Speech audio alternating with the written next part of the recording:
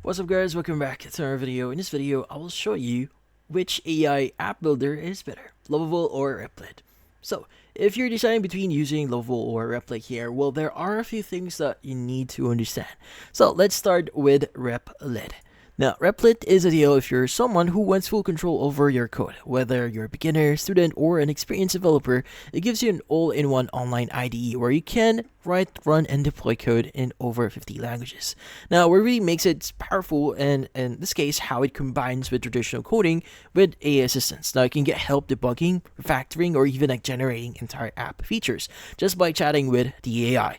It's got real-time collaboration, built-in hosting, database integration, and even works from your phone or tablet. Now, the downside here, it's not super focused on design or UI polish out of the box. Now, if you're building something big and production grade, there are some limitations and around scalability and cost here, especially if you're on the free tier, which requires an MIT license for public apps. Now, if you're not a developer or just want a way to quickly build a working prototype here or a MVP without worrying about writing code here, then Lovable might be the better pick here. It's built for non-technical founders and product teams who want to go from idea to working front-end and back-end apps fast.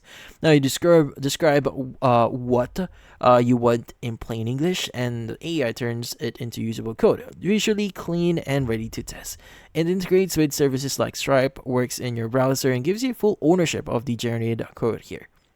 Now, it's also more affordable with a generous free plan of only like $25 per month for the paid tier here as well. But Lovable can struggle with more complex logic or custom UI needs here, but it doesn't come with built-in hosting.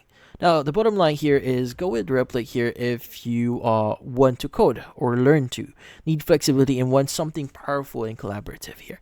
Now, pick Lovable if you just want to bring your ideas to life quickly, especially without writing code. But in this case, that's about it. So if you found this video helpful, don't forget to leave a like or maybe subscribe to our channel. Thank you for watching.